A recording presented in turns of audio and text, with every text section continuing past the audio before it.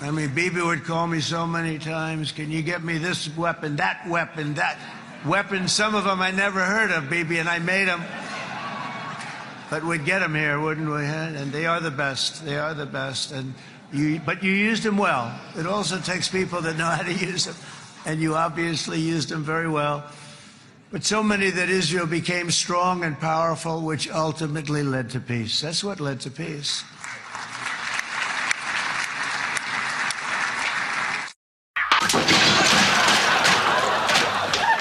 Did you see that? Did you?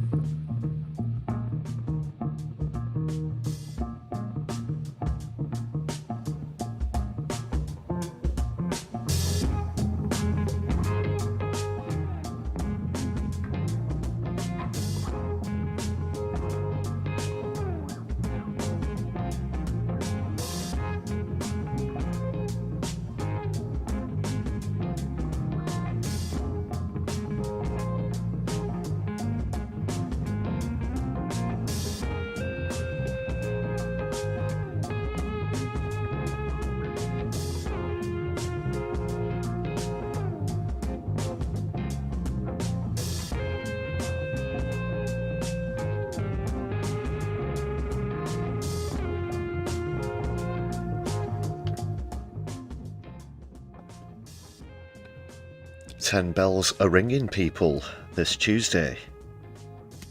How are we? How are we brewing? Tuesday Brews Day. Right, I'll say some other words that aren't Tuesday or brew. Welcome to the stream. I'm your host, Lefty. This is the Brews at 10 on my left eye.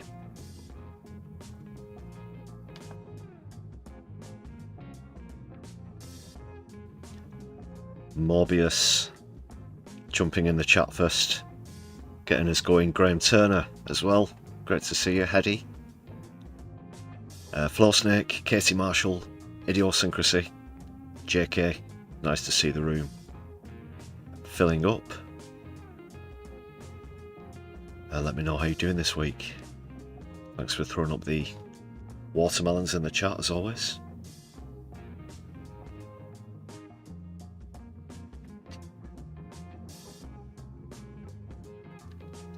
And I'd be much obliged, good people, if you hit thumbs up as you make your way in.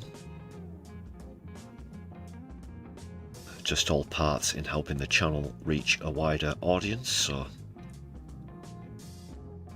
please do that. It's been good to see recently the average live stream audience increasing.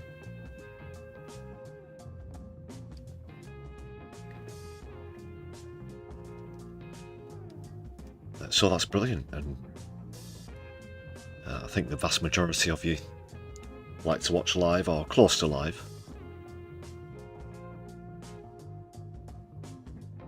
So great to see you all as others join us as well. Von Nakarizer, ahoy.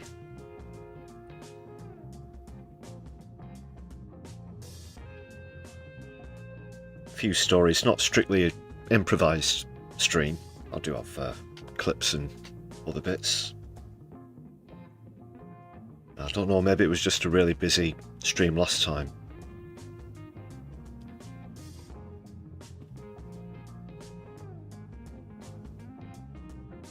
But it kind of felt like I was short of content, but there is plenty to talk about. There's developing stuff happening tonight, including has the ceasefire been broken? That's what I'll be getting into this evening. That's developing as we speak. Well, as I speak and you watch.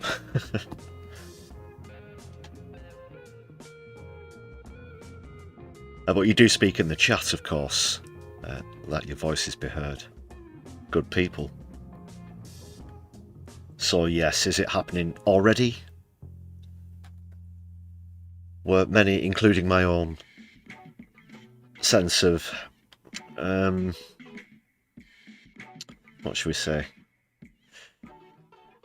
Reservation. I had reservation about the longevity of a ceasefire, as did you, good brew crew people, as per not the last poll on the stream, or perhaps it was, but a recent poll. I think the majority vote there was that it would last between 1 to 3 weeks. Well, alas, here we are.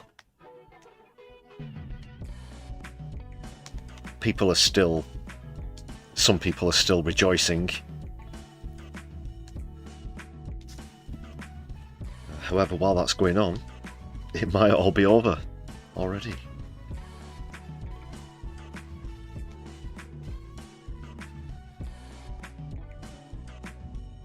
Also covering Trump and Starmer's little visit to Tel Aviv as well.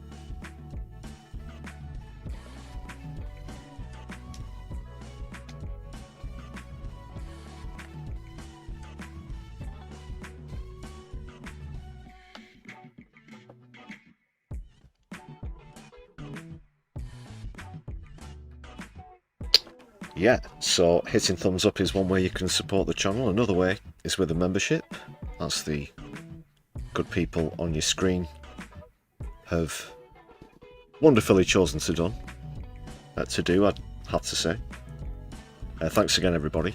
Appreciate the support, especially those who've gifted memberships recently and shared our content around, which is really important as well.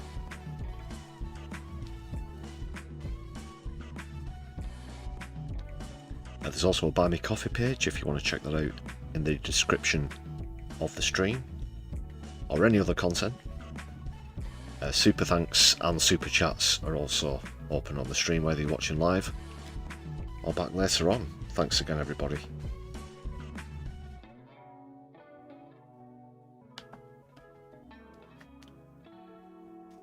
And thanks to Hedy for 5 gifted memberships. Really appreciate that support, Hedy. A long-term viewer and member. You were celebrating with others on the recent stream as well. I do recall quite a lot of people celebrating month anniversaries, which is it's not literally correct. But on the last live stream, and thanks again for 5 gifted memberships. Let's please big up Hedy in the chat, everybody. Just crank up that membership goal total. Where are we? There we go.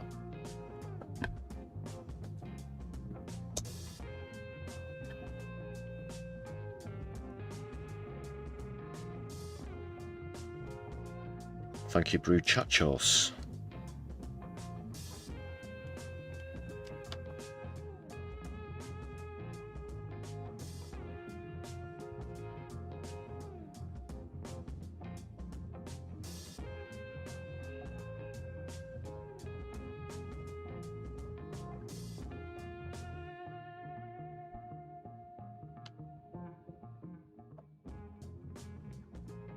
Yeah, maybe Keith was sitting next to Tommy 10 Names on the plane. Good question there, Flow Snake.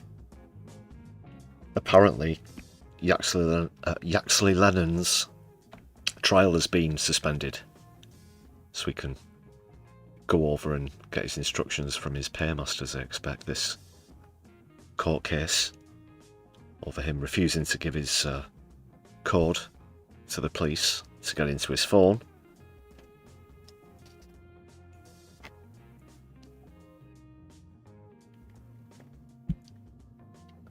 The police say there could have been material linked to terrorism on his phone. He says he refused because there was evidence linked to some sort of case on his phone. Whatever. Point being, he was arrested after after drawing a lot of attention to himself in a very vulgar fashion, driving a silver Bentley. He had tens of thousands of pounds in British sterling on him, as well as a couple of €1,000. And his story for why he was travelling was that he was going to give the car back to someone who he'd borrowed it from. In Spain or something like that, I think he said. And acted very suspiciously while he did so as well, I'm led to believe. Deliberately avoided eye contact with them, and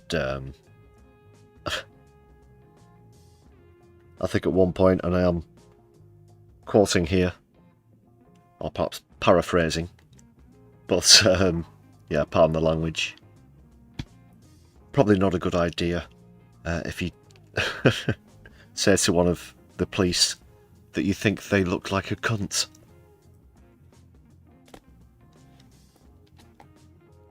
So the trial will continue once he's got back from his lobbyist, co-lobbyist, Keith. More on that to come.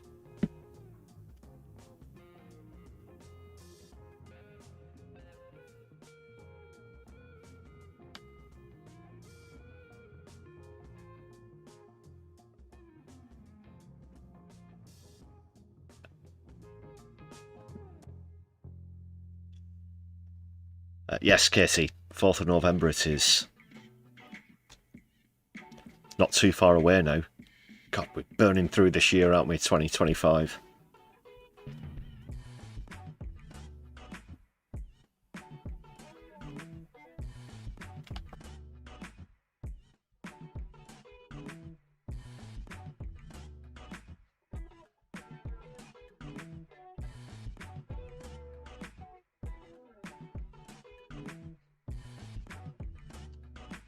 Okay, people, been a little bit devoid of comedy material in the last couple of days. I've not had time to put together any homegrown stuff either.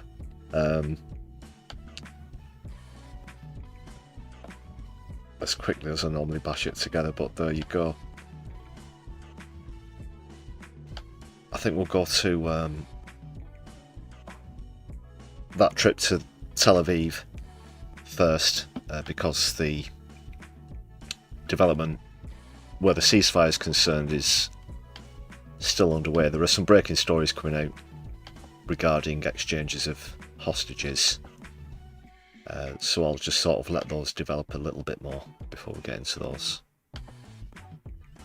lest we get distracted and forget to return.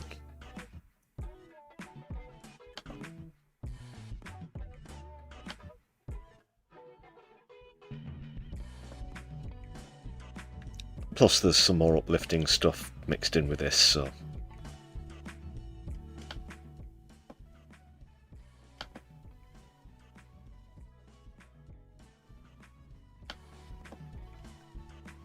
Well, I guess first I'll play a short excerpt / compilation.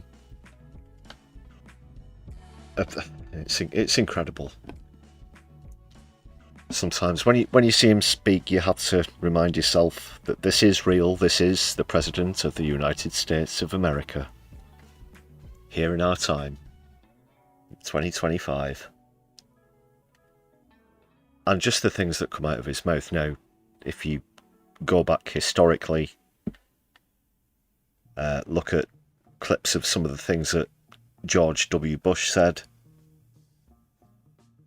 other embarrassing moments, you know, from his predecessors. Even Clinton had a few gaffes, from what I've seen, and Ronald Reagan, and people, I think in the 1980s, questioned Ronald Reagan's mental competency and awareness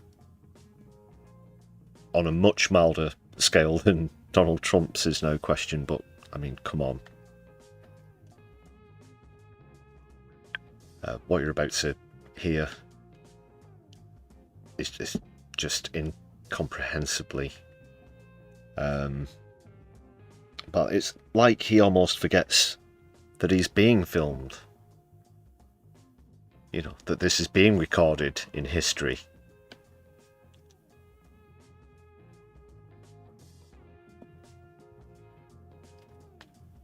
Because in the,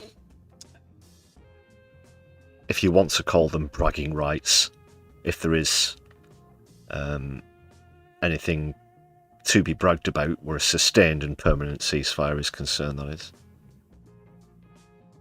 Whilst hustling for top spots in the bragging rights, Trump is also inadvertently confessing and openly pouring out how America have assisted this genocide,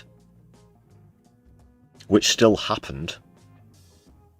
I think Israel certainly think that whatever this ceasefire is worth will get them off the hook for their most heinous crimes. I somehow doubt it.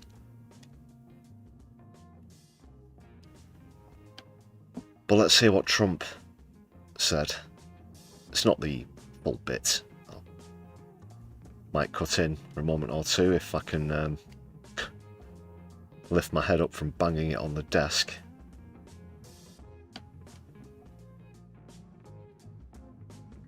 Because again, it's just incredible to believe that these kind of ceremonies are real, actually happened. Broken promises from many other American presidents, you know that. They kept promising. I never understood it until I got there. There was a lot of pressure put on these presidents. It was put on me too, but I didn't yield to the pressure. But every president for decades said, we're going to do it.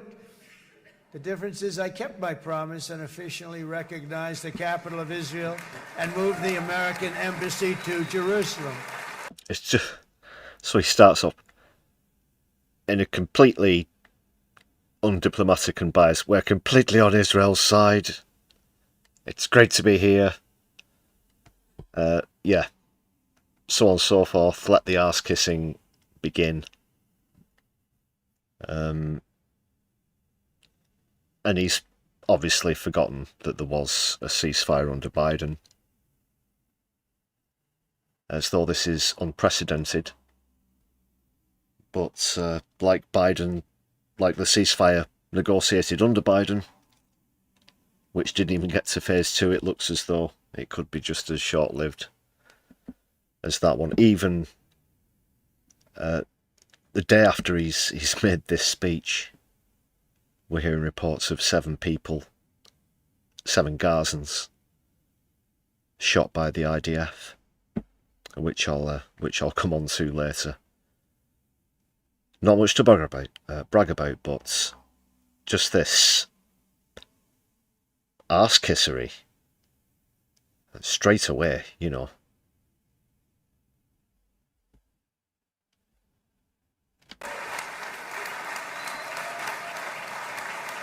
It's not even trying to hide it.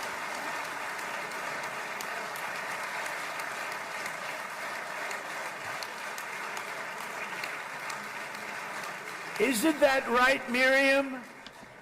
Look at Miriam. She's back there. Stand up, Miriam. Stand up.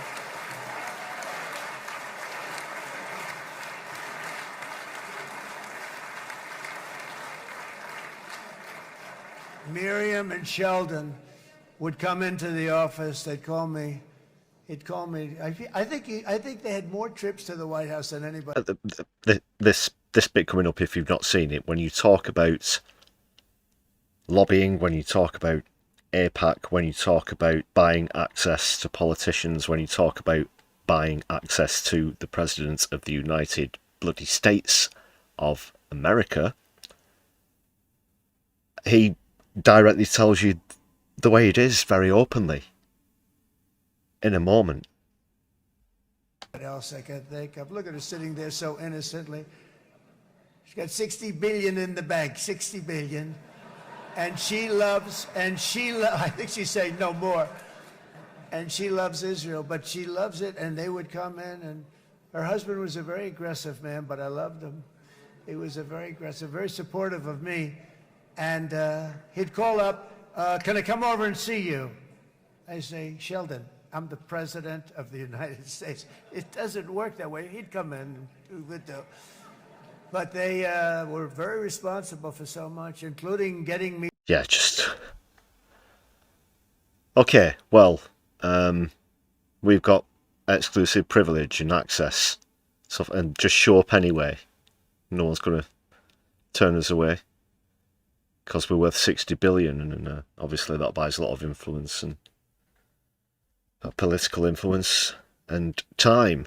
Thinking about Golan Heights, which is probably one of the greatest things to ever happen to Israel.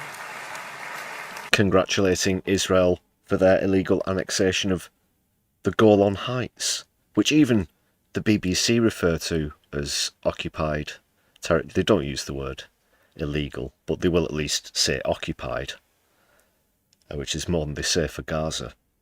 So the Golan Heights, yeah, fine, this, you know, oh, wow, you know.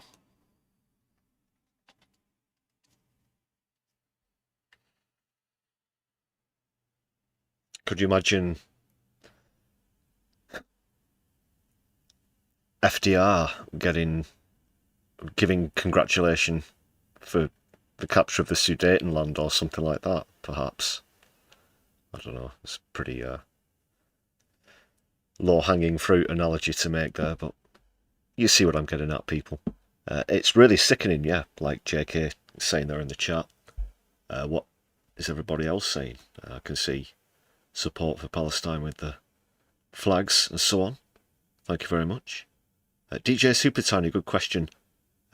I wouldn't bet against him having pooped in his pants a bit while he talks. And I'm not just saying this in a jokey, socialist, you know, whatever way. Genuinely, there is a rumour that, and you hear this from diplomats and other world leaders, it's pretty obvious that he wears either a nappy or a, you know, some sort of ostomy thing going on there, but perhaps not well maintained enough that it can keep certain odours at bay. Yeah, if you want to put it that way. I don't think his strict diets of fried American junk food mixed with carbonated sugary beverages would help too much either. I just say I'm not an official nutritionist or dietitian. Do have to say I'm not a doctor of any sorts. But I'd go so far as to say that perhaps, you know, lay off, you know, maybe cut it down to just 2 bargain buckets a week or whatever.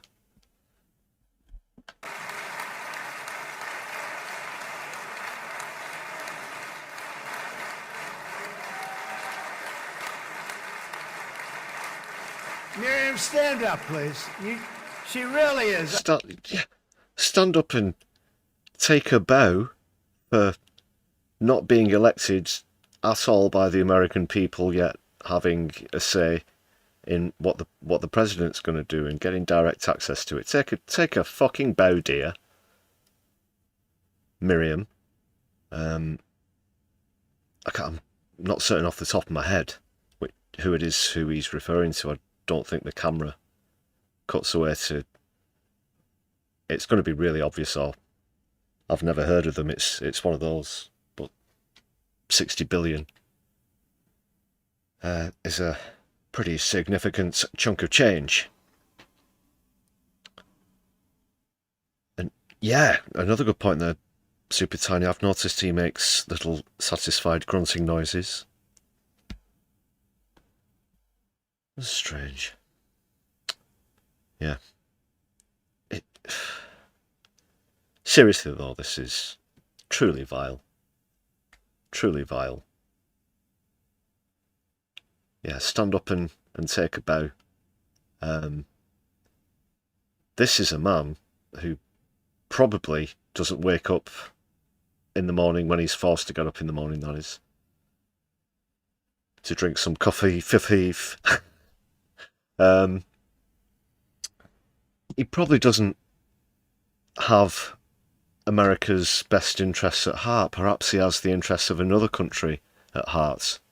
Perhaps that's paramount. Perhaps that's his prerogative, his primary agenda, his number one remit. Perhaps is Israel. Because, let's say, the American public pay you, what is it now, about $130,000-ish a year, I think. Correct me on that in the chat or comments if I'm wrong. But certainly less than people who are worth 60 billion like to throw around in order to get not just attention, not just an audience with the President of the United States, not just his ear, that's whether it's the one that didn't get shot off or not. But to go even further and be able to actually suggest or dictate policy. And the very Constitution of America is supposed to protect against this. And the gun advocates of America will stand by their amendment rights to own one. But the sad truth is, not only was that amendment outdated, it doesn't, ring true here in 2025.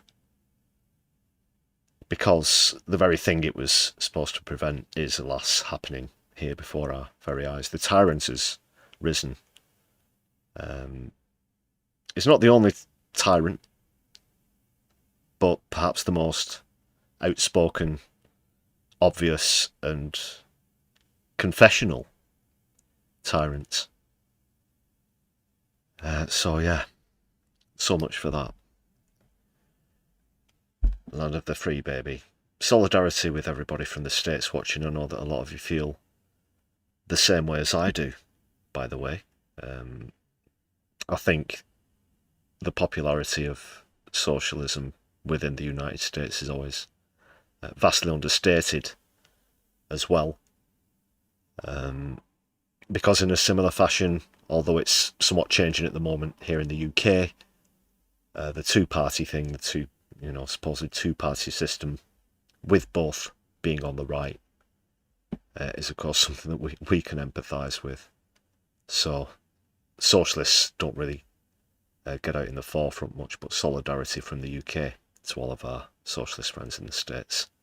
We know that you're not like this pumpkin-spiced Palpatine here on the screen. Don't adjust your devices, people. His face does look like that. I mean, she loves this country.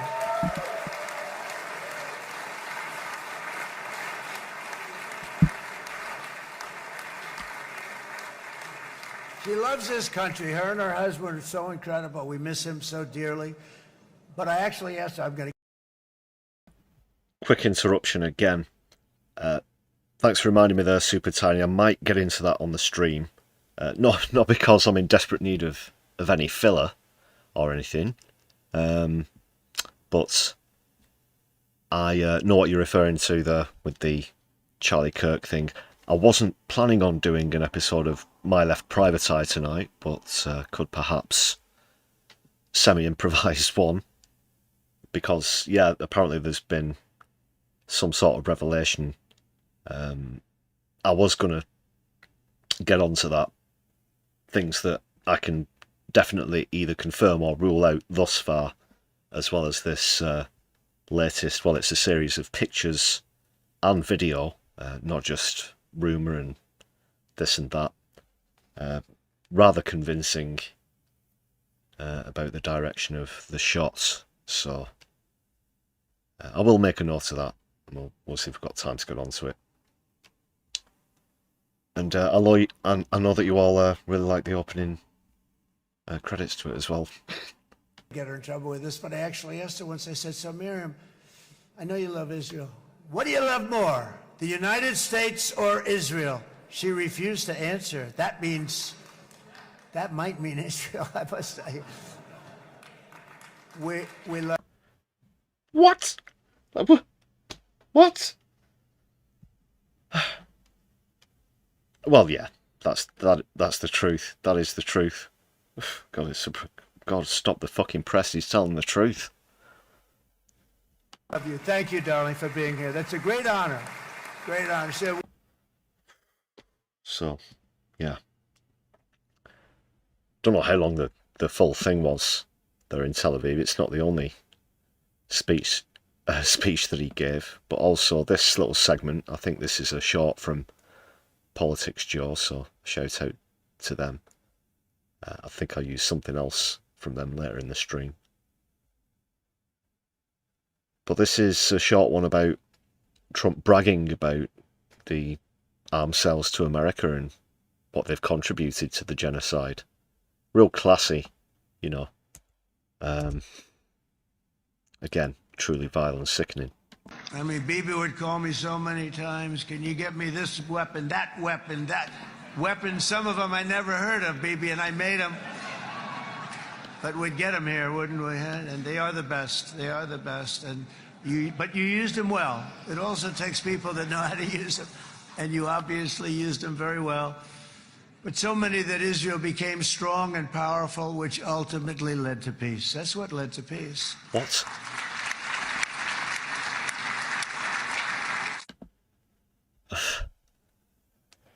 Oh, yeah. The mass killing led to peace. The displacement of 2 million people, an entire population, led to peace, did it? Because of America's weapons. And these freaks who write messages insignificantly onto missiles as though it's some sort of fucking golem blood dirt magic or something like that. Some sort of witchcraft. That whatever you write on the missile or the rocket, whomever it might unalive, will somehow, air quotes, get the message.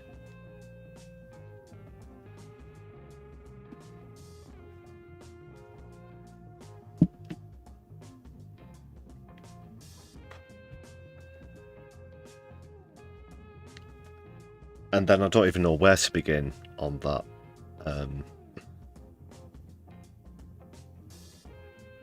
Hypothesis about how they got to the ceasefire.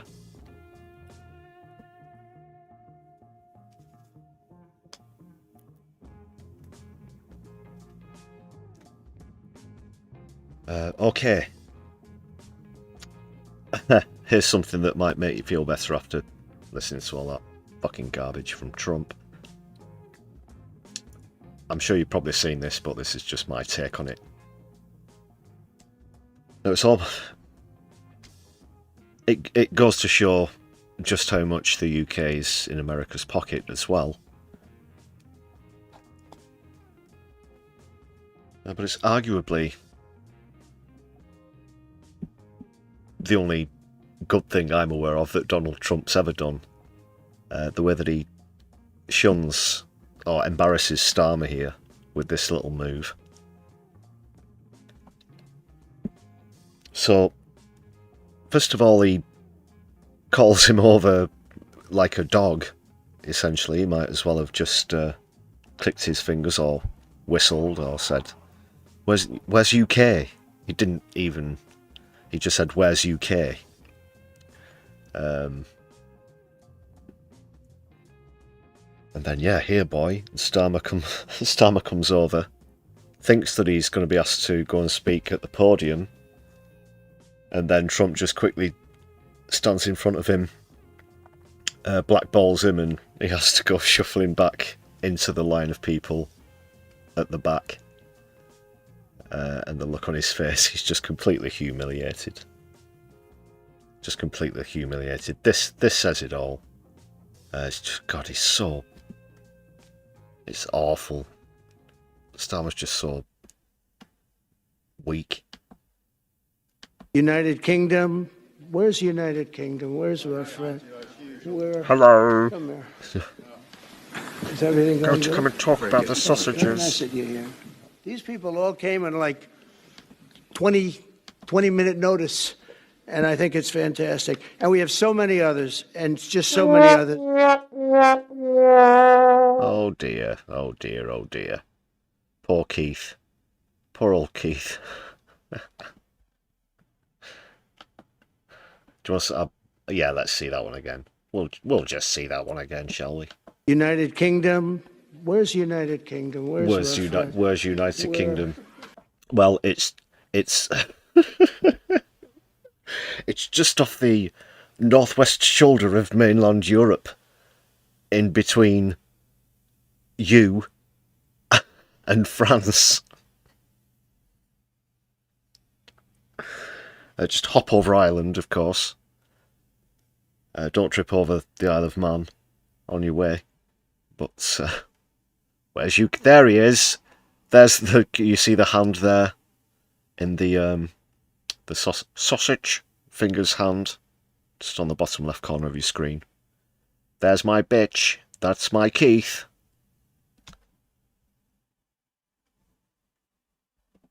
And yeah. Come here, boy. Come here. I'm surprised you didn't put a fucking biscuit, balance of biscuit on his fucking nose or something like that. Might as well get a fucking lead out and a fucking suspicious mask as well.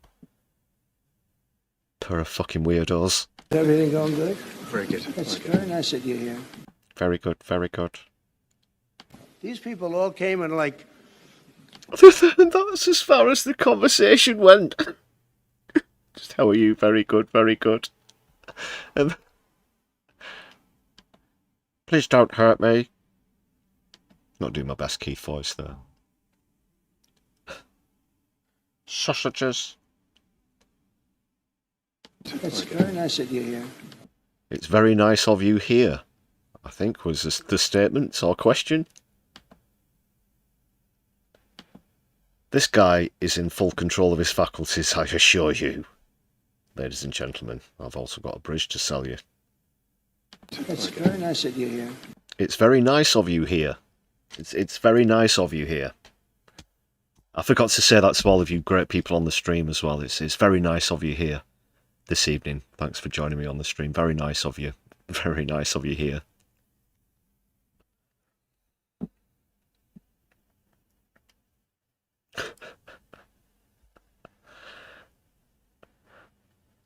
These people all came in like 20-minute notice. These people, oh, just that moment. The realisation, that moment, he's been made to look an absolute dick. Like, it's the moment. But there it is. That's the moment. It's the you've been stood up at a date moment. It's the, oh no, perhaps that person sending me emails wasn't of some despotic nobility and needs help processing their winning lottery ticket. Oh no. Perhaps I shouldn't have, gone all the way to so he's gone all the way to Tel Aviv to try and share in the so-called glory of this ceasefire. Where Keith's concerned, it's all about the sausages. But he didn't get his moments. He may or may not have had someone up all night writing a speech, because he would certainly be fucked if he's going to do that himself. But whoever might have had to prepare a speech for him in regard to the ceasefire. No, that was it.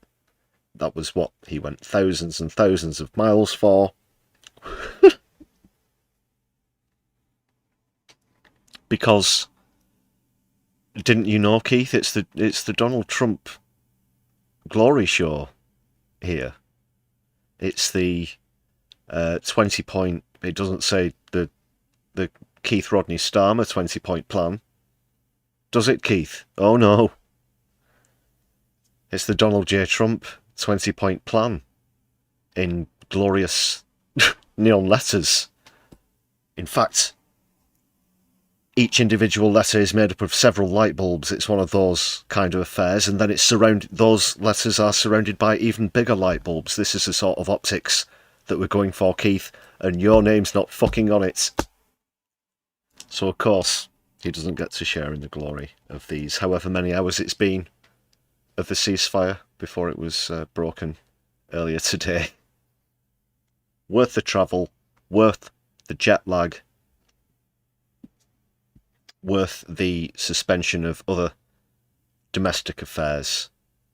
That was your moment to be asked something that wasn't even a question or a statement, somewhere in between. Reply, yes, very good. Fucking back to Ben Gurion Airport. Oh my days.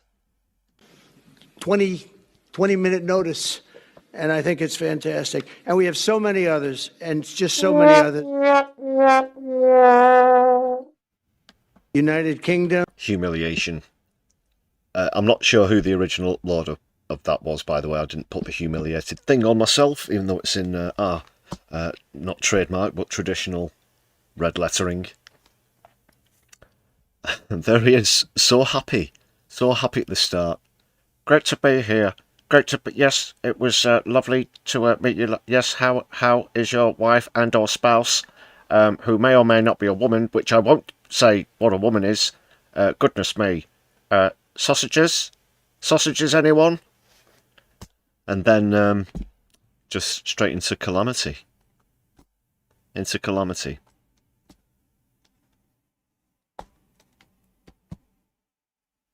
Labour supporters still think that Starmer's a respected statesman, yeah.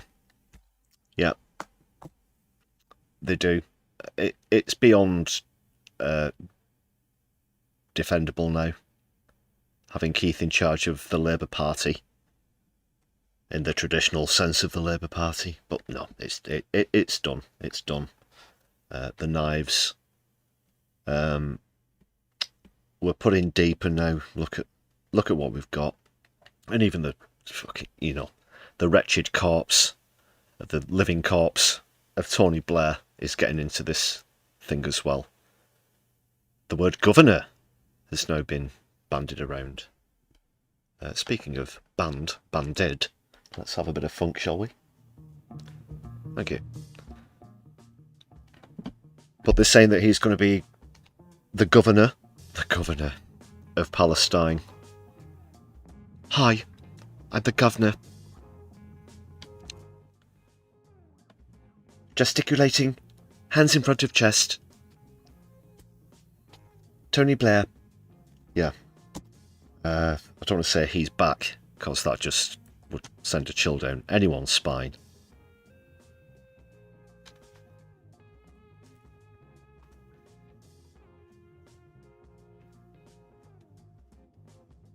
It's like something out of a dystopian drama series. But one thing's for sure, people, if he wants a hand in it, it isn't. Do you think that somebody, given his reputation aside, not even his reputation in the Middle East, which goes without saying, I'm sure you all know what that is, but just the very fact that he doesn't want a hand in this, he doesn't want a stake in this, because it's appealing to his humanitarian side. These poor Gazans, wept Tony Blair. I must go there and do something about this. I might have made hundreds of millions of pounds from property and stakes in my son's incredibly valuable company. By the way, did I mention ID cards? But just getting back to Gaza, no, I want to help these people. My friends certainly don't have any financial interests in the rebuilding of Gaza. Forget about my son's property company. Forget about my, again, multi hundreds of millions of pounds wealth and property portfolios. Forget about those. We just want to help starving Gazan children, don't we, Sherry? Cherie? Am I saying that right, dear? Yeah, get real. Get real.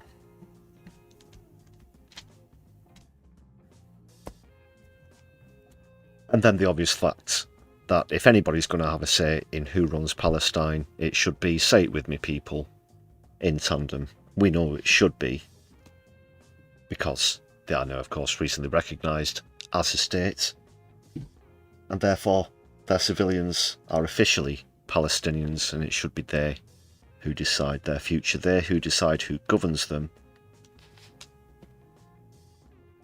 if it is to be that Hamas completely cease all political and military activity in the country.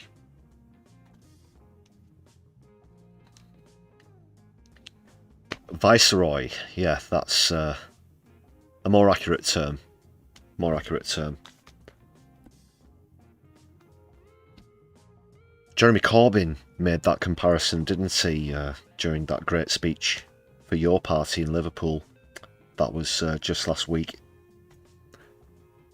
Have to say I'm looking forward to going down to the Your Party conference, although I think that might mean me having to be a member, although by the way, I'm not a Green Party member or a Your Party member, for any viewers who didn't know.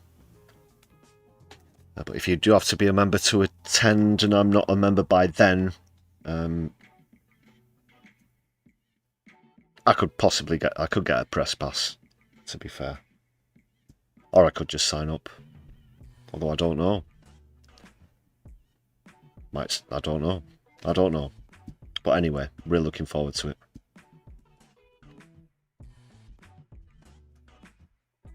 And the old viceroys. Yeah, of Imperial Britain.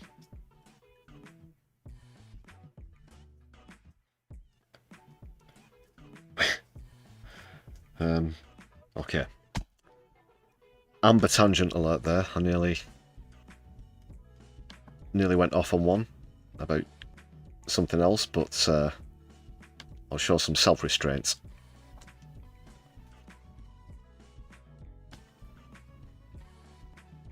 Just one last bit on the United States before we go on to Gaza. Obviously Trump was mentioned there.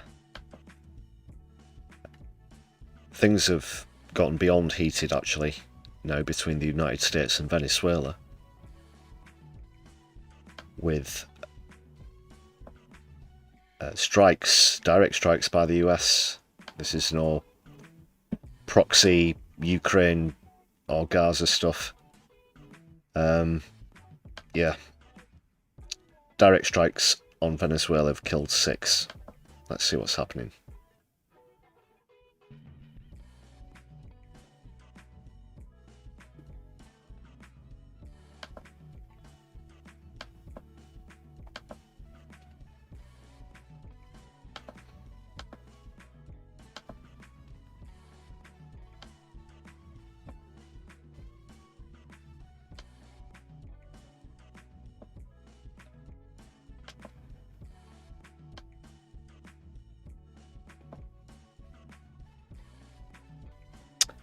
Trump's described them as narco-terrorists, and that it was trafficking narcotics. Well, we get it.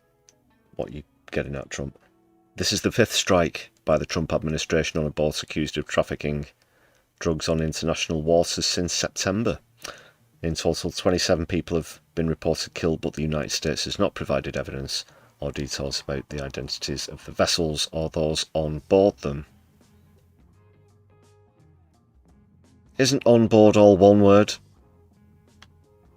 Maybe it's not. Nitpicking there.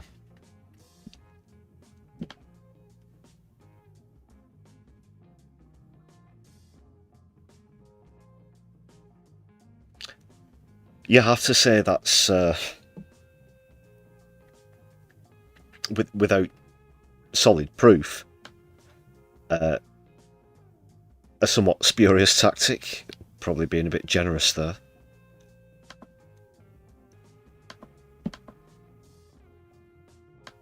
Batshit crazy could be another way of putting it. You know, the word intelligence. Intelligence. We had intelligence. Can we see the intelligence? No, no, no. Well, you can in 79 years. That sort of thing.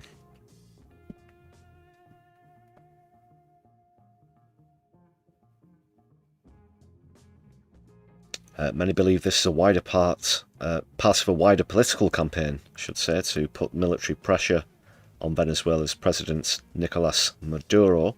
The strike comes after the US announced $50 million, that's £37 million sterling, reward for any information leading to the arrest of Maduro, whose election to lead the country had been widely rejected by the international community on drug trafficking charges.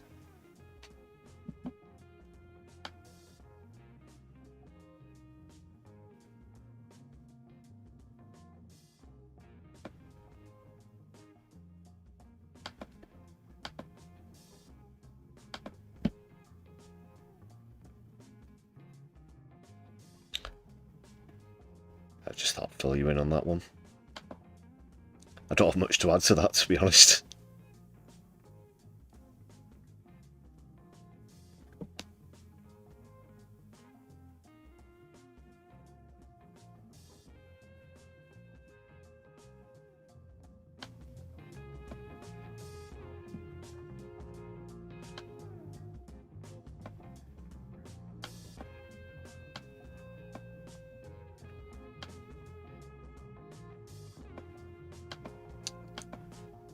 We'll get on to Gaza now. I'm just opening the latest news feed.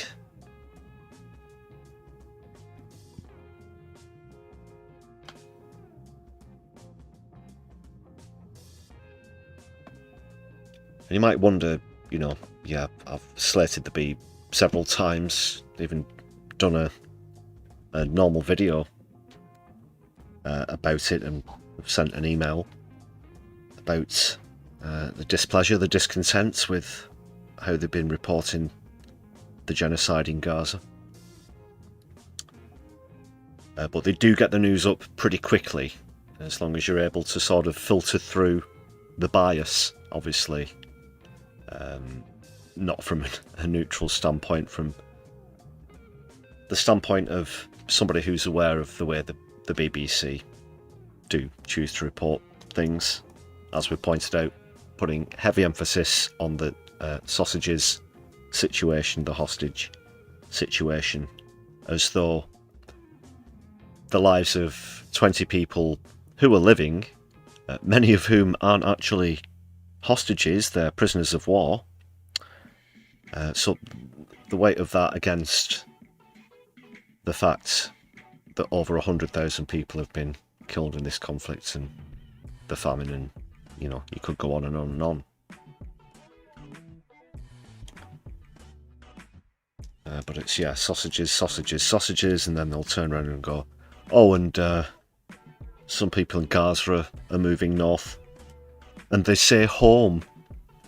Say they're moving home. No, it's a pile of rubble where their homes used to be. Over 85% of every type of building in Gaza is now confirmed to have been destroyed.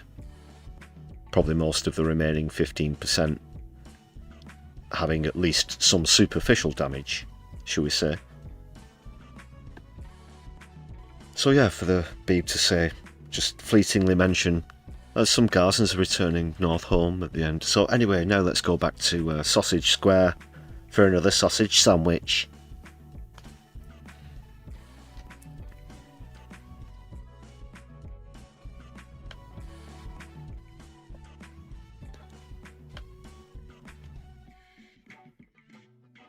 Sausage means hostages, by the way, for anybody who's not familiar with the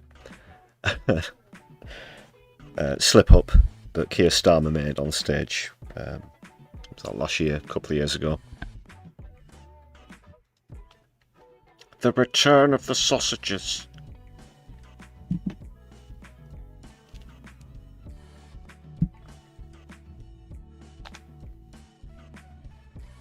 Just back to the fact that many of the air quotes hostages were actually POWs. When we raided into Kevin Logan, who was in conversation with Helen Rutno Justice at the end of the last stream, I'm pretty sure it was there. We got on to one story that came up. I can't remember the publication that it was from, but it was trying to pull on your heartstrings. And again, I might be paraphrasing, but it said something along the lines of was kidnapped from a tank, or from their tank. They were driving a tank when they were air quotes kidnapped. Now, there's only, in my opinion, one sort of person who could be taken away from a tank, and that's a soldier, you know, from the tank battalion.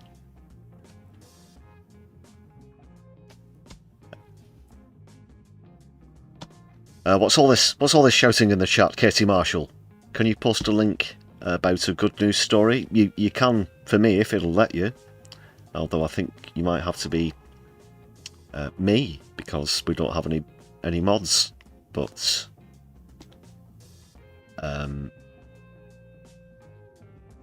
yeah, throw it up there.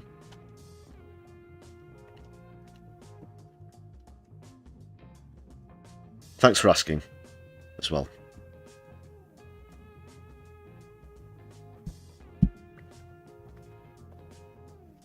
I'll try and make a note of that and check it out. Bit of good news for a change.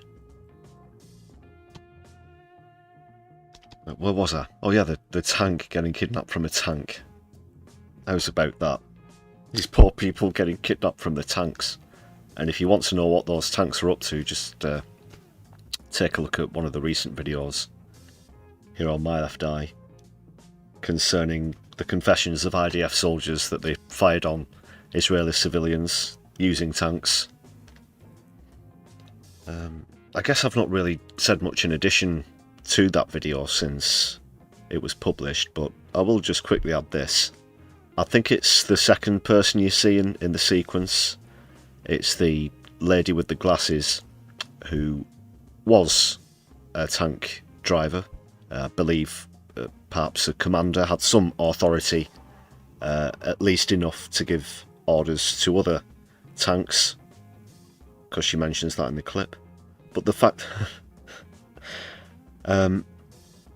she says that she herself was given an order to fire a shell, that is obviously from a tank, into a house that they knew had Israeli citizens inside, and also potentially hostages / Hamas.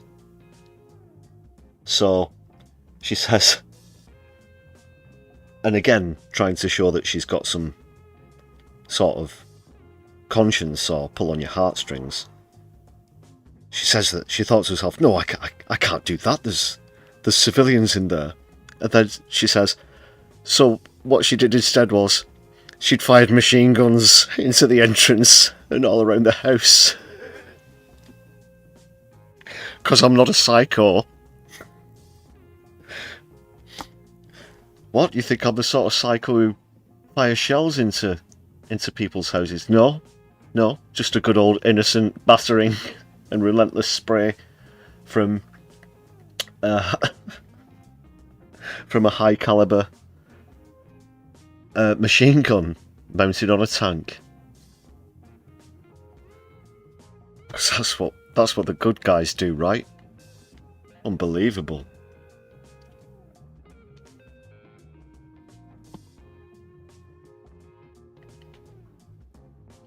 Yeah, she does sound incompetent.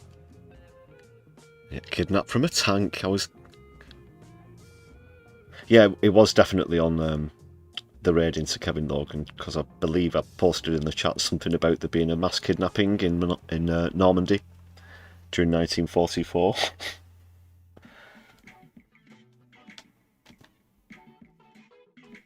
Look at all these innocent German settlers being kidnapped from their tanks by Antifa. Look.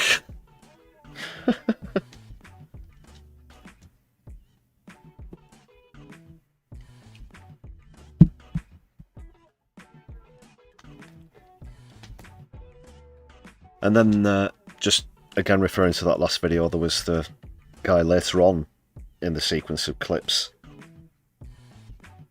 who was, you actually got to see the questions from the reporter, who was asking about if he felt guilty, if it weighed on his mind or his conscience, and it's, you know, the way that they pretty much just go, meh, whatever.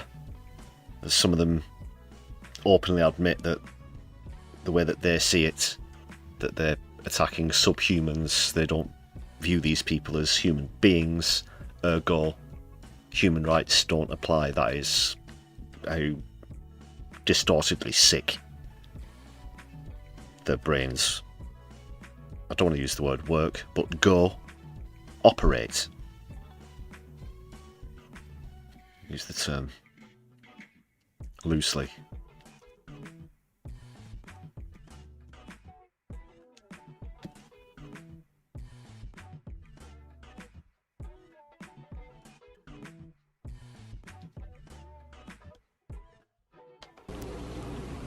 Which makes you a murderer, don't it?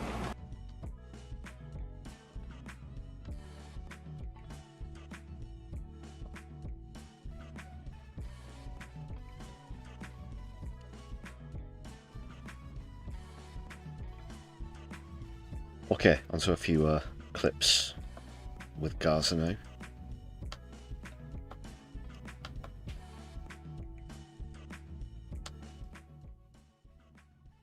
Just a little snippet here. This is from one of the first reports that came in about the ceasefire being broken. That is reports of IDF troops firing on Gazans for what they say is crossing out of an agreed no-go zone.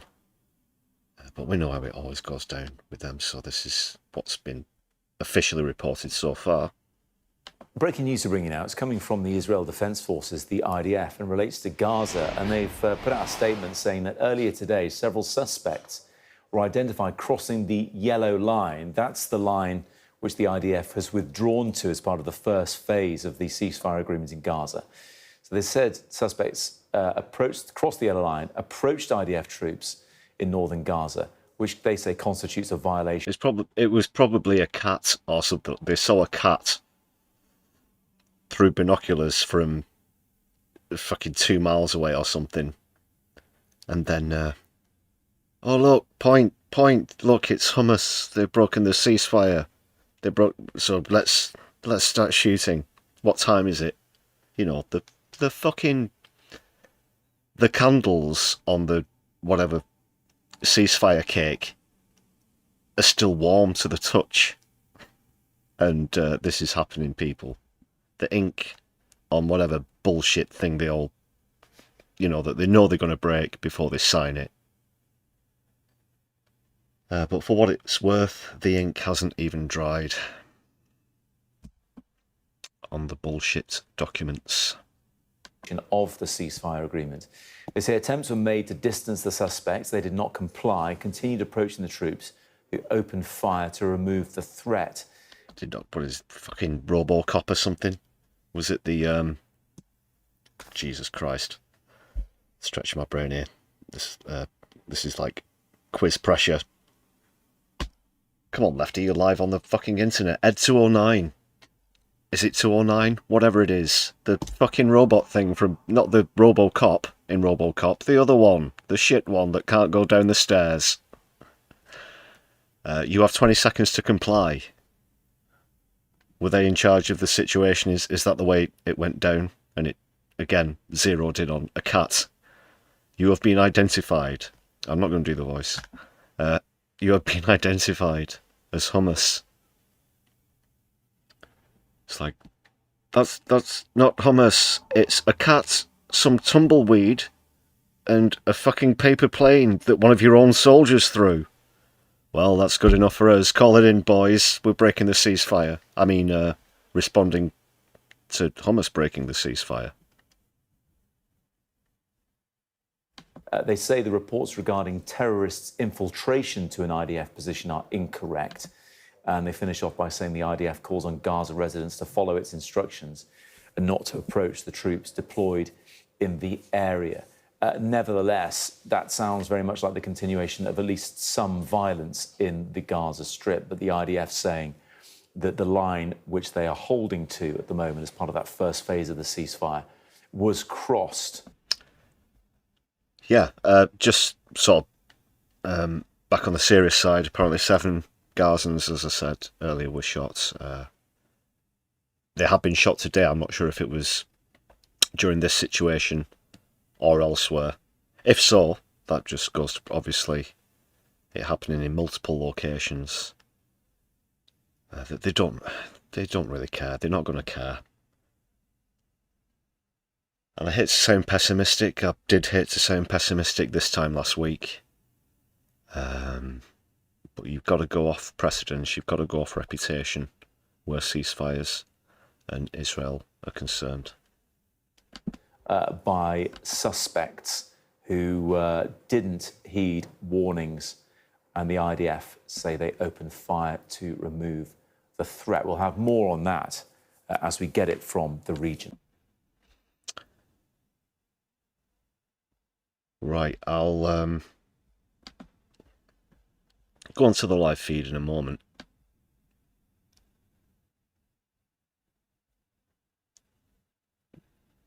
There is some more that's coming. It's hard to get through the Trump hostage, you know, that sequence, the repetitive sequence. Something that might cheer you up. Oh, in fact, I need to check.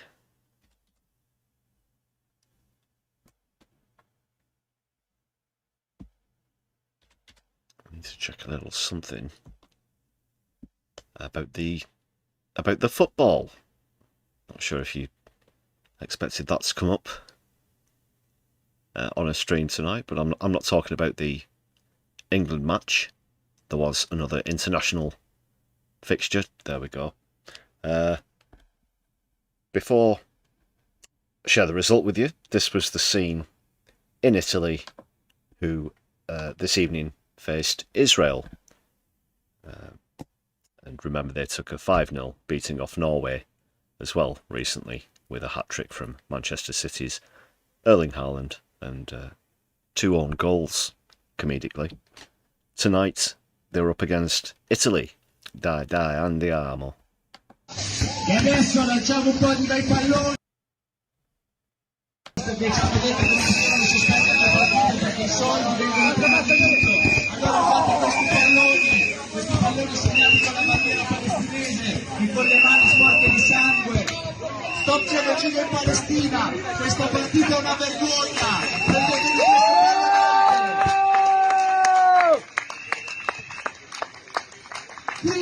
Free Palestine! Full blockade, Intifada thing speaks for itself. Free Palestine, chants. Free Palestine! Free Palestine! And they were just kicking footballs, I think. Let's just wind it back. This is just outside the stadium, I think. Or perhaps where Israel were training. I'd perhaps prefer that. E adesso lanciamo un po' di bei palloni alla TDC. Invece hanno detto che non si devono sospendere le partite perché i soldi vengono prima di tutto. Allora fate questi palloni segnati con la bandiera palestinese, con le mani sporche di sangue. Stop genocidio in Palestina, questa partita è una vergogna. Prendetevi questo parlamente.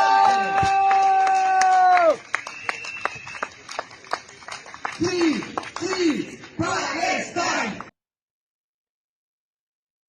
And the result was 3-0 to Italy in the end. Bravo, bravo Italia. Dai, andiamo.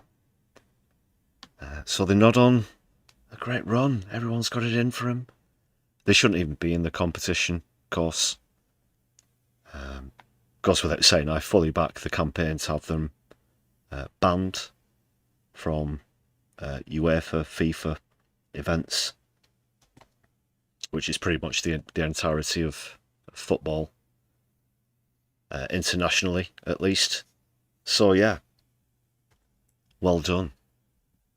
Well done, Italy.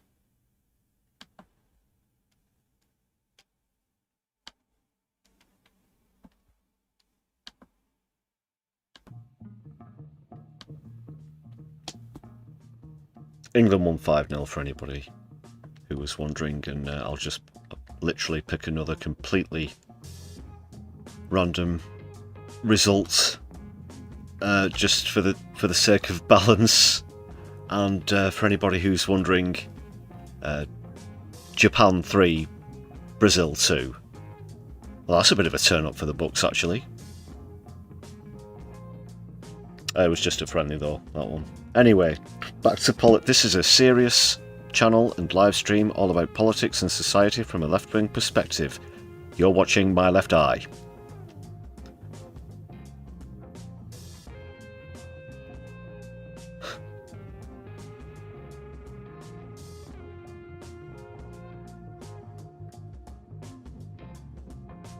About, you know, while I go off on those little tangents, that's the time when Corbyn or Polanski or someone will randomly come across my stream and go, okay, I'll listen for 30 seconds, and it's that sort of, what the fuck is he talking about?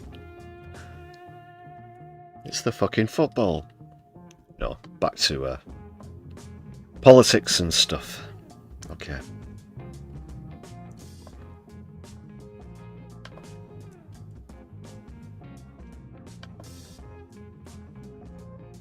This is some more recent testimony from Ty Hickey, someone whose comedy clips I feature regularly on the stream, and also one of the people who was illegally kidnapped by Zionist pirates on the Samud flotilla recently. So he's going to talk more at length about his experiences whilst he was arrested. This was, I knew I had another Politics Joe thing coming up, like I said earlier, and this is it. So shout out again to Politics Joe. That's a video and a short that I've nabbed this evening. But they are a great channel. I suggest that you go and subscribe immediately if you're not familiar with Politics Joe, if you want some quality socialist alternative media.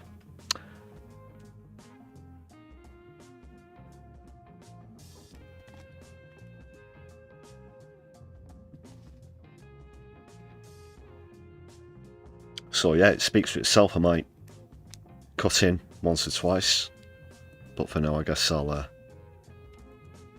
just let it play through. And yes, Flow Snake, I don't know if you heard that correctly earlier, it was Japan 3, Brazil 2 in an international friendly, not any sort of qualifying, although still a good result for Japan. This is about politics and society from a left-wing perspective. This is Ty Hickey. The main feeling is disappointment, because you start off the journey and you do your training with the whole focus on reaching Gaza and setting up a humanitarian corridor. And so that's your sole focus. So when you realize that they're going to come, the initial feeling is just disappointment that you're not going to reach your goal, and also an anger, I suppose, that they have highlighted in their own media that they're going to intercept the boat, which is an international war crime. They have told you where they're going to bring you. They're going to bring you to a terrorist prison, a Kitsiot in the desert near the border with Egypt, and they just proceed and do those things. You know, so it's this kind of a bewilderment that if they're telling you what they're going to do and they're illegal across all international laws, everyone outside of Israeli law would decree that it's effectively a kidnapping and being brought to a prison with no charges against you whatsoever. I mean, we're just trying to bring baby formula to a besieged population. I suppose an anger kind of kicked in then, and it's just like, where is the international community and how long is this country going to operate with this level of impunity? There's literally not a country on earth, including the Americans, I think, that would get away with such impunity, and the world would like definitely make lots of pretty speeches, as Ireland is pretty good at, but in terms of real action or accountability, just doesn't seem to be anyone. So that was made us very resentful, I think. I think there's, you know what, like having spent a few days in their company, I personally don't believe that like everyone's a psychopath or like, you know, like everyone involved in the Nazi Germany project was a psychopath and a monster. I just feel like propaganda is a hell of a drug. And it feels like a society that has just drank the Kool-Aid. They've gone so far down the rabbit hole of anti-Arab agitprop and the idea that they are the eternal victims and that nobody can be victims other than them. And that if you criticize them in any way, shape, or form, you're a supporter of Hamas and you're an anti-Semite. I just really feel like, I mean, even though that sounds ridiculous to you and I, that's really where they're at. So their mentality is if you're trying to help out this besieged population, you're not doing it for the good of the people, you're doing it to antagonize Israel, and you're probably sponsored by Hamas. So that's... Yeah, and just the whole, well, not even indoctrination of the population. Like you're saying, a lot of them genuinely think that they're the good guys. They don't know that what they're being taught is pure evil.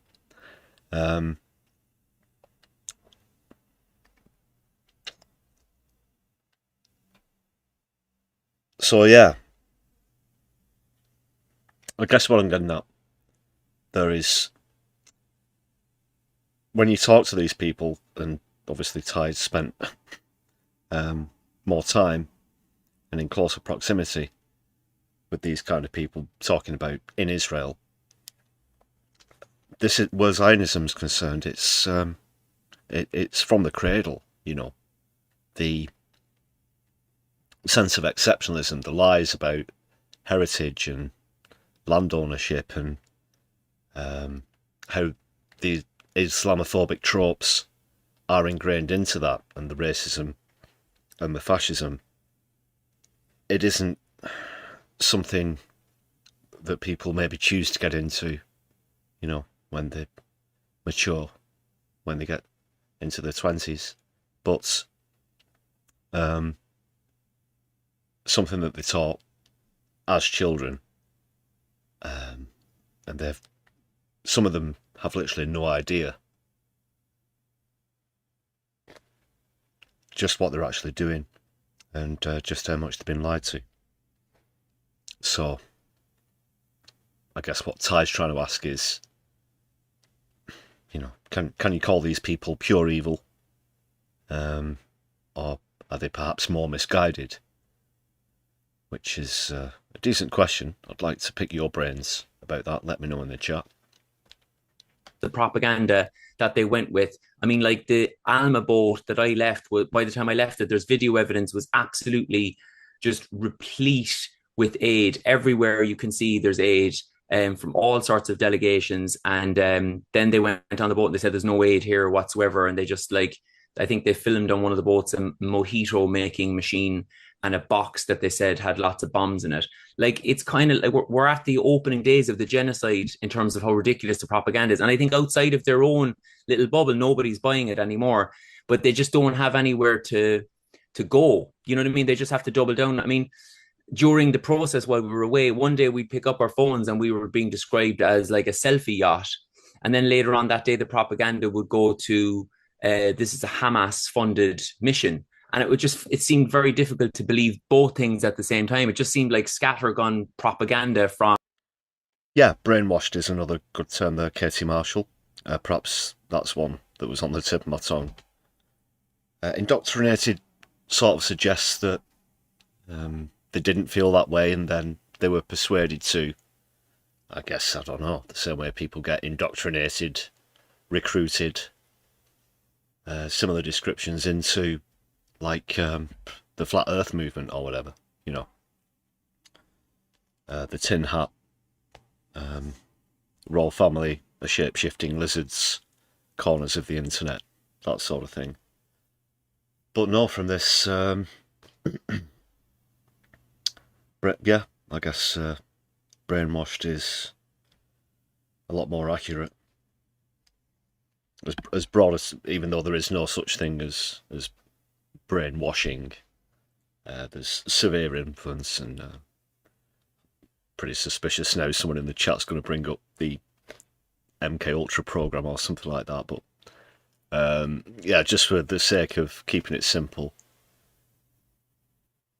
it's just pure old-fashioned bad upbringing by fascist genociders, you know, that old thing. An administration that's completely running out of ideas as the amount of diplomatic pressure just increases on them all the time, you know. So like the Navy that came on board, there's mostly young guys. Like the guy who took me away for questioning, like, was borderline trembling. I would say it's his first interception. And again, I would just have on a very base level, a level of compassion for a young kid who's being brought into this army to carry out this obscene litany of war crimes. I don't excuse them in any way, but I do see him as a human being that's been propagandized, whatever. So that's the way in which I kind of met him, I suppose. I didn't really feel scared at all for that reason. The only thing that would scare you is, like, A, the level of impunity I've been enjoying. You can't rule out that they're going to do something to you, even if you are non-violent, which is the way that we were. And B, he seemed so nervous. I was kind of thinking, this guy has got, like, you know, he's armed to the teeth and he seems like a really nervous kid. That to me seems very dangerous, you know. But as it turns out, that we had a light interception. Some of the interceptions weren't so light. Our guys were just pretty much like just trying to get the boat to Ashdod, and we were allowed to make tea, and we were actually allowed sleep as well, which is unusual. A lot of the other boats, they'd like slap you if you were sleeping. It just seemed random, like, as to how psychopathic the leader of the commandos was who'd get onto your boat. But that was, to be honest, that was the good part, because by the time we got to Ashdod, then we were handed over to their police services and army services, and they like pulled me off the boat.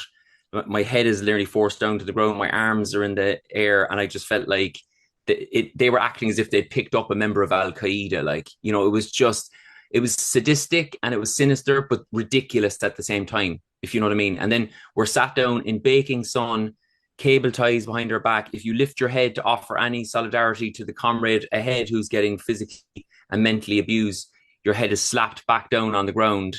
And I'm just sitting there going, I've tried to bring baby formula to Gaza. How could you be treating an Irish citizen like this? And this is what happens when you normalize a state that's completely out of control for this length of time, and you try and two sides it, as the Irish government and the Irish media have kind of done. This is where we end up. We end up a couple of days later in a prison cell with one of our delegates. He's a 75-year-old man, the most gentle man you'd ever meet in your life, Paddy Kelly, just simply asking for his insulin. They won't give him his insulin. We're concerned that he's going to die. And so there's a borderline riot in our wing of the prison. And eventually, instead of a doctor coming along, they just bring in a SWAT team and to try and restrain the protests. And I quote the guard. God. Yeah, they burst in and said, "We heard someone needs a shot." It's like, no, a shot of insulin. Fuck's sake. I mean, could you... Seriously though, can you believe this? Denying a diabetic insulin. Said, we don't have any doctors for animals. So that's how they view us. Like, they view us as animals. That was a comment. They call us terrorist animals. They spat in Thiago. He's one of the leaders of the movement. They spat in his face.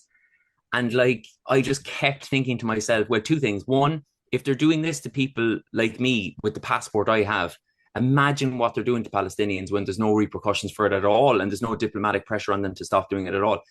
And secondly, how on earth does the world, again, allow this country to operate like this? Like, imagine if the Iranian regime or the Russian regime treated a 75-year-old Irish man like that. There would be widespread outrage, and rightly so. But somehow this Israeli exceptionalism, even 2 years into a genocide, still persists. It does, and it's one of the most frustrating things about me. If it was anywhere else, any other country, you can make the, you know, comparisons or hypothesize if it was Russia, North Korea, wherever. Just wouldn't happen. Just wouldn't happen. Well said there, Ty Hickey. It goes by the handle Taran Ty. That's TADHG. For anybody who wants to go and follow him.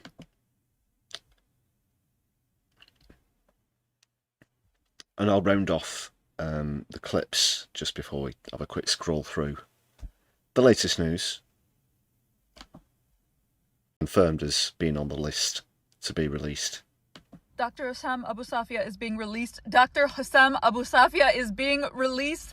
Dr. Hussam Abu Safia is being released. I just got this information moments ago. I'm literally in shock. He's finally going to be released from prison. After pressure from Hamas, from mediators, from foreign governments, Israel has finally amended the list of Palestinian detainees that they are releasing, and they have added Dr. Hussam Abu Safia to the list. After months in prison, after months of starvation and abuse for simply refusing to leave his patients behind, Dr. Hussam Abu Safia is going to be released. Now, the doctor is in very poor condition. He will need extensive medical attention once he's released from Israeli prison. He has lost upwards of 88 pounds while in detention. He's been suffering from irregular heartbeat, chest pains, high blood pressure, and he's been denied access to a cardiologist. Things again we saw with the last ceasefire, appalling images of malnourished, underweight prisoners, illegally detained.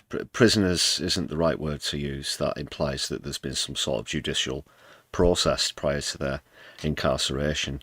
No, this is kangaroo court shit happening in Israel on a mass scale.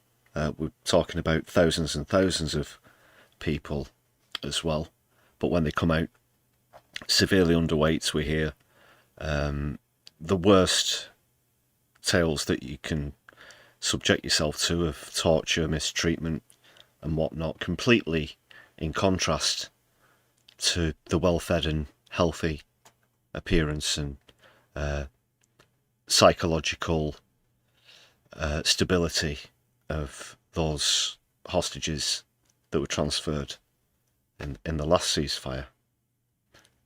We're seeing that again. That's a lot of weight to lose. Fortunately, obviously, himself being a doctor, I'm not sure how much that would help him himself. Obviously, he is aware of what malnourishment can do to a body. And this is horrendous and should be added to the list of crimes in the arrest warrant from the ICC, the mistreatment of illegal detainees. He has... Sorry, just very quickly again, I saw a very touching story earlier of a couple who have been separated for 24 years, and for the very first time, perhaps late yesterday or early today, they met again after 24 years. You can't imagine what it's like to go through that. And you can see the expressions on these people's faces when they're released. It's a combination of disbelief, because I'm certain that a lot of them thought that they'd never perhaps see the light of day again, let alone be able to embrace the loved ones, their families, their children. So it's a combination between disbelief and you absolutely cannot describe what I've just been through. More or less. Yeah. skin infections and scabies from poor living conditions within the prison and has been denied access to medication for this. But alhamdulillah, he is finally going to be free and he's going to get the medical attention that he needs. Now, some of you might remember a few weeks ago, I was pushing a campaign to reach out to the Kazakhstan government to appeal for his release. And I didn't have any information to give for the longest time. It wasn't safe to give any information. But we're finally here, and I want to let you guys know that that campaign was successful, way more successful than you realize. Now, it obviously didn't result in his immediate release at the time, but foreign governments took notice. The Kazakhstan government was aware of our presence. They had received upwards of 10,000 emails calling for his release to Kazakhstan. It goes to show what people power can do. It's extraordinarily rare that you will get what you're asking for at the first time of asking, where protest is concerned, where many campaigns are concerned, not just around Gaza, other social, political issues, including the climate crisis, which of course I've been party to myself, of course. But they're not just going to say, oh, okay, you have to persist, you have to press, you have to increase in numbers as well as pressure. You have to be very clever with how you use your resources, and don't give up. You must be relentless. And it goes to show that, again, I was very surprised, pleasantly surprised to hear the news about this earlier on, knowing Israel really didn't expect to see him added to the list. But every credit to those who have continued to campaign. They absolutely took notice, and one of the things that they did is they granted visas for Dr. Hassam's son and his son's wife so that they could evacuate Gaza. And now they've assisted in this appeal to add him to the exchange list to get him out of prison. It took time and it took patience and it took so much effort, but we had something to do with this. I need you guys to know that in some strange way, we helped secure not just his release, but the release of his family. Alhamdulillah, our du'as have been answered.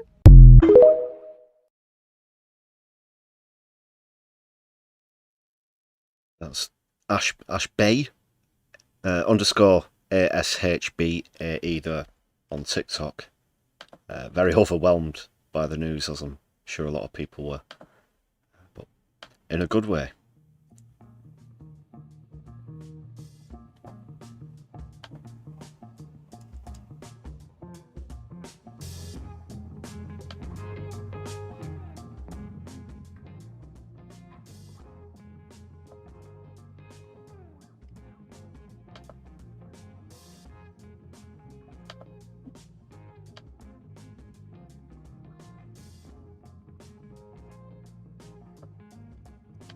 Just going on to the live page now.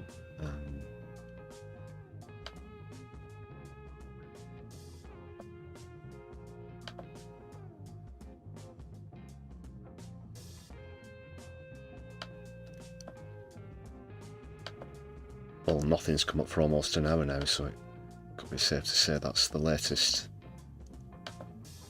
For updates,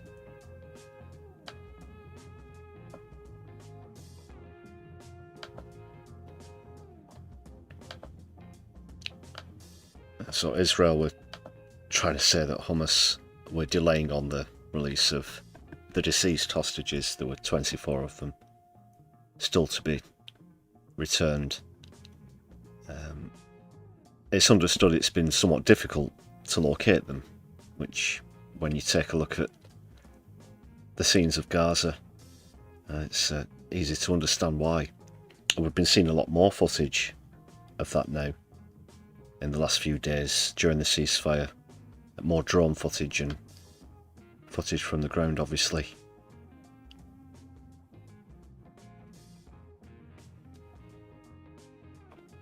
So 4 of them been returned.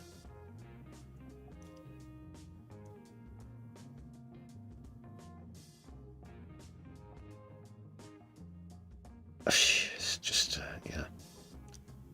It's a sausage fest, people, this live feed. I don't think I've seen a single sub-headline there that didn't have the word hostage in.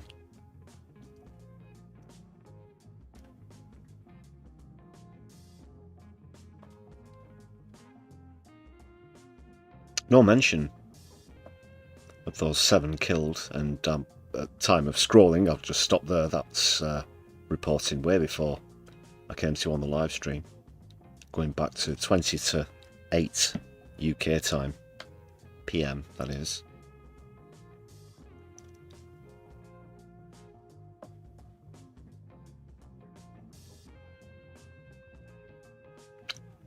Referring to Hamas, Trump has said they're going to disarm because they said they would disarm, and if they don't disarm, we will disarm them.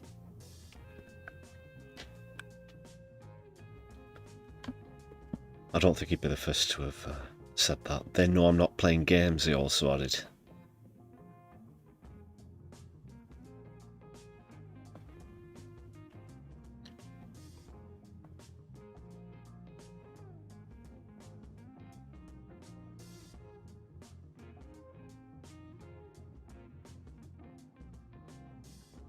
Sausages, October 7th, it's just more... Again, we talk about 20 people who are alive. Not even refugees. No, they have homes to return to. Their families haven't been wiped out.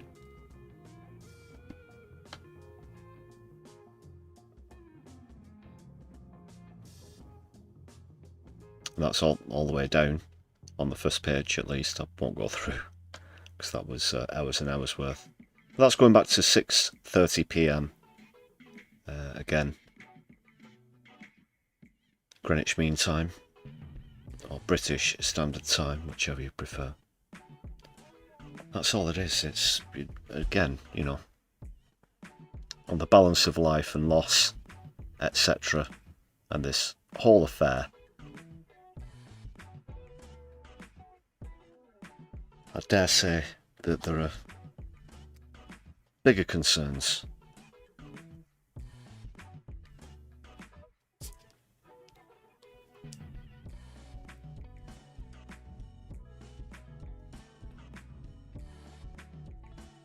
Kidnapped from a tank.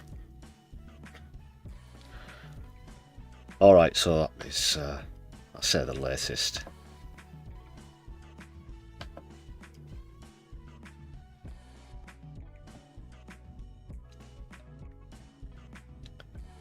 What else did I want to point out? Oh, of course, there was the latest on the Green Party surge. And since I was last with you on a stream, which was only on Sunday night, they've gained another 10,000 members, so they're now on 110,000 and counting. And at this rate, at the going rate, people, there will be the third biggest party by members in Britain. That's the humble little Green Party there. And there's the humble little Your Party in tow.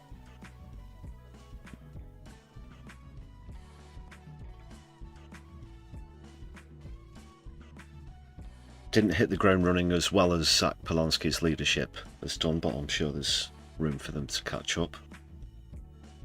So isn't that something? Third biggest party.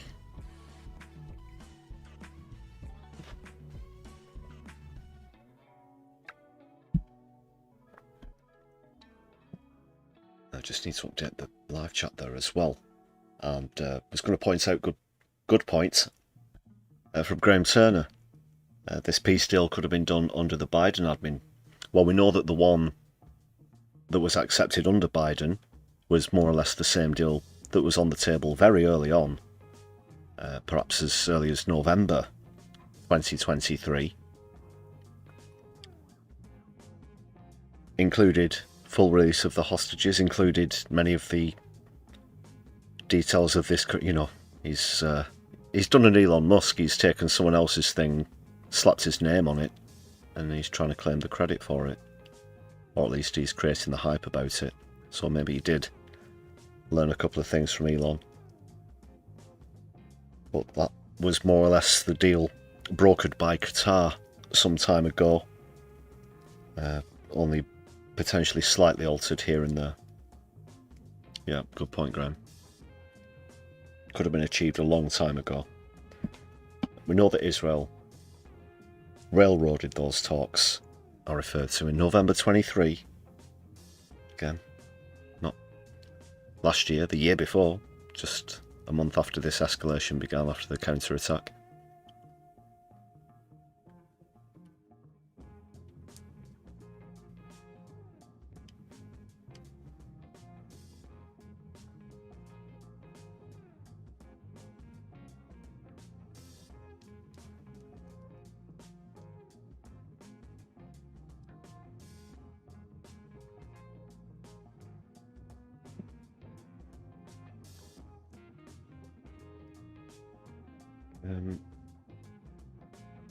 Okay, yeah, I did say I was going to do somewhat of a abbreviated episode of My Left Private Eye. Yeah, okay, I guess we can do. Just quickly talk about something. Sorry, I don't have any clips prepared, but I'll get something together for the next live stream. We'll just go over and I'll fill you in on a couple of updates.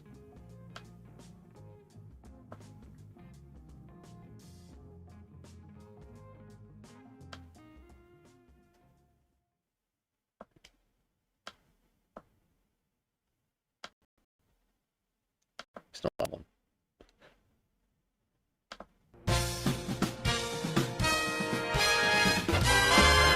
One more question, sir, about those sacks of gold.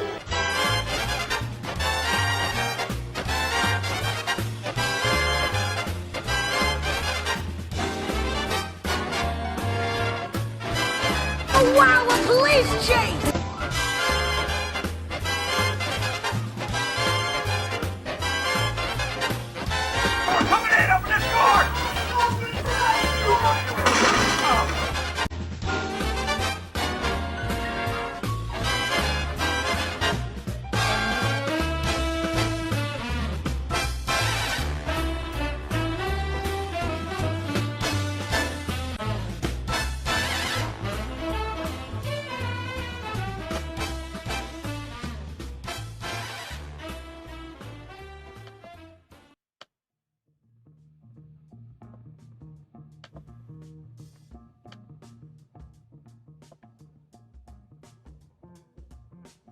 Okay, people, fellow detectives, just a very quick one surrounding the Charlie Kirk incident. Of course, wasn't a fan of his. This is it's in the how and the why. The why being the pertinent point does sort of tie in to what we've been saying about Israel, who have been strongly implicated in this incident now. But what I wanted to share with you in this episode, like I said, I don't have any clips lined up, I'll get those together, but some developing evidence as well as things that we can more or less confirm or rule out at this point. A quick shout out to James Holmes for that gifted membership. Thank you very much for that support, James, do appreciate it. Hope you're well also. Great to see you in the chat. And here's Johnny, received gift membership by James Holmes. Hope he's got the notification while he's trying to chop that bathroom door down.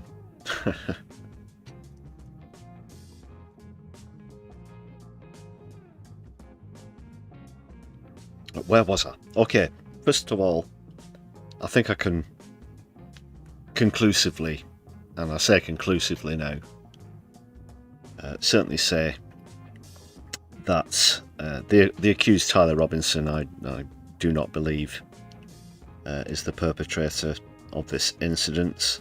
Some sort of stooge, some sort of patsy, perhaps yes, but certainly not the trigger man.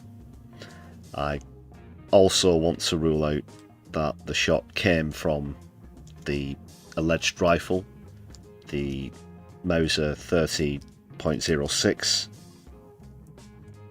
Certainly not, considering wounds sustained, trajectory, etc.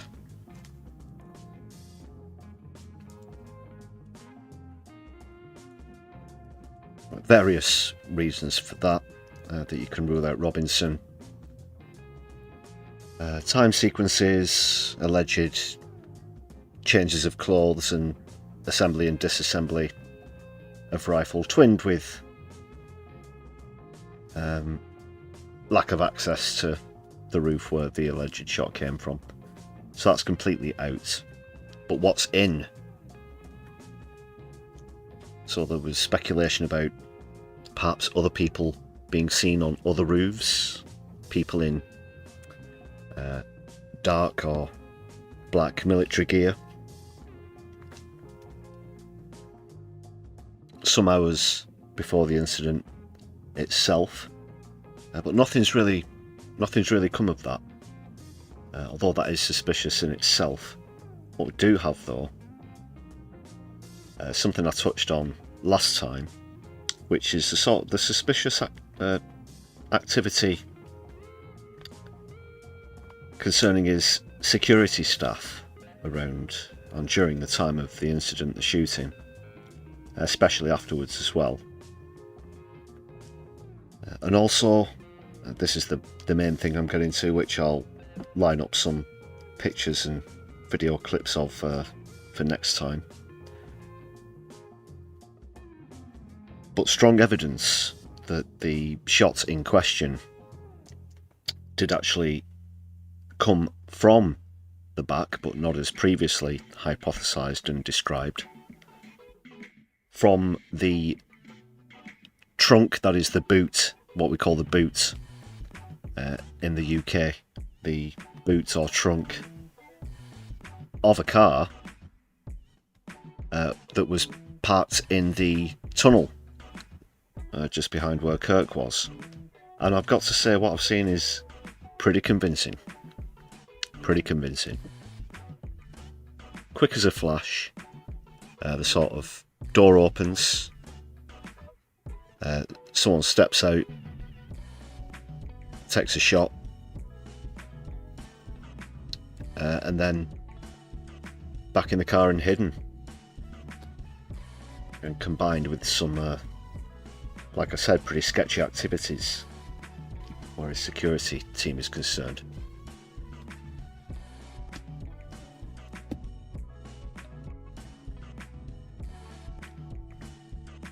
And if you've got any links to anything that's worth checking out, believe me, there's been a lot said about this, where this sort of thing's concerned. You always find yourself with an abundance of claims and material and whatnot.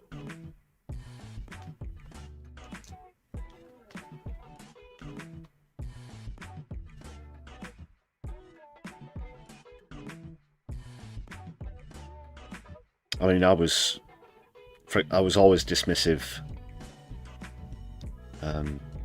as someone who thought it came through the tent at the back or something like that. I knew that it definitely wasn't from the front, possibly from the side. Turns out it was from the side, but to the back as well. It does explain why there wasn't an exit wound. In fact,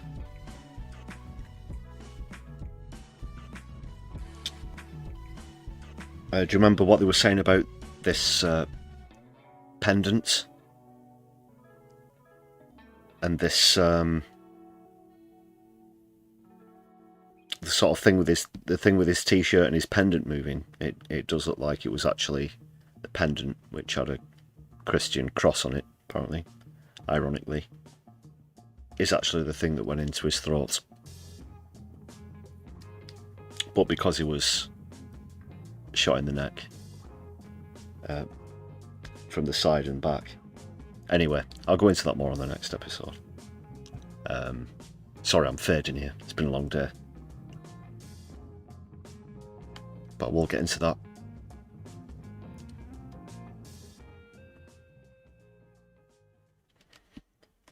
Again, it's the how and the why that I'm interested in. No fan of Kirk. It's got to be said.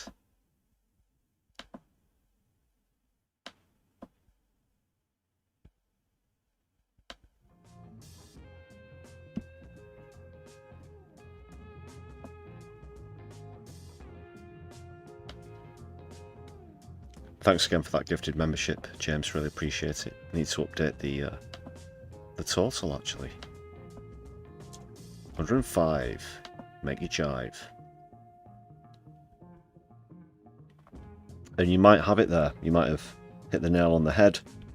The solution of solutions. Clearly a time swap assassination. Oswald goes forward and gets Kirk. Robinson goes back and gets Kennedy. And then they swap back. So obvious now.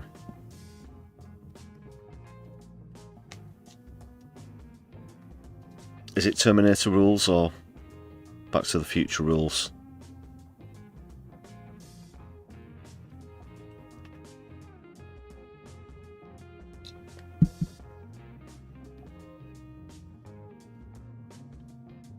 Well, I did actually have to dig out some classic time travel movie clips for that My Left Eye Looks Back segment in the last live stream. Don't have one lined up for tonight. That's for anniversaries and things like that. Just coincided with the second birthday special that I was out there with JSO and the Man Met thing. Graham, thanks for the super chats. And if your message means that you're off for the evening, thanks a lot for joining us on the stream. I'm going to show that message some appreciation if YouTube will let me. Second time lucky, there we go. Thanks a lot for that, Graham. Hope to see you soon. Solidarity, brother. Free Palestine.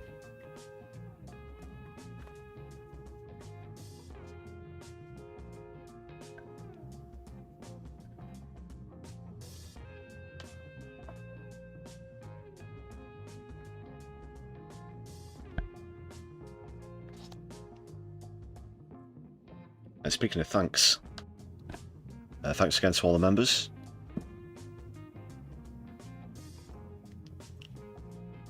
Yeah, I'll add tonight's gifted memberships onto this list. We've got Marvellous Brewdists, the brew crew, the brew chachos. We have many names, but our aims are the same. Thanks again, everybody. As Graham Turner has awesomely demonstrated, Super Chat is open, as well as Super Thanks if you're watching live.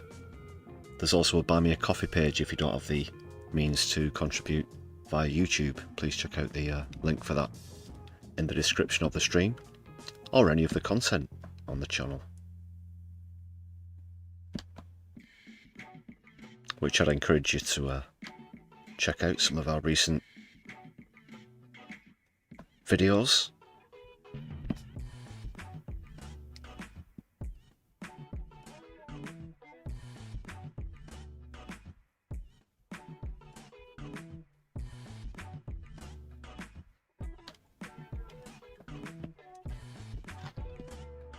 Alright people, stick around whilst I'm coming towards the end of proceedings here. We're going to be raiding into another channel, hopefully. Let's just see who's live.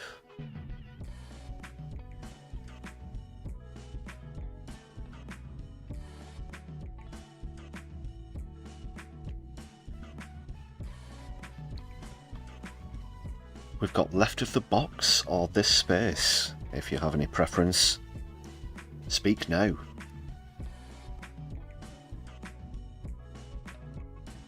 Because midnight approacheth fast, people. Don't worry, I'm going to turn into a pumpkin or anything, but Left of the Box. We have a shout out for Left of the Box, so let's go. let's get that programmed in, unless there are any strong objections, but you don't have much time. I've pressed most of the buttons already.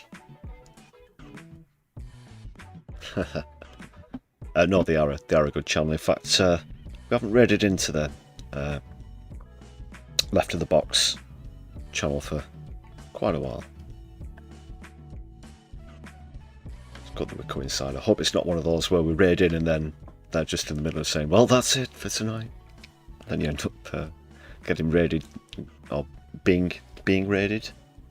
Whatever it is, 3 or 4 times in a row. As far as this stream goes, though, thanks a lot for joining me tonight, everybody. I've been your host, Lefty. This has been the Brews at 10 on my left eye. I'll be back with more streams during the week, so please hit the notification bell and you won't miss out on those either. But whatever you do with the rest of your evening, take care. My left eye, I'll be seeing you soon. Free Palestine and power to the people.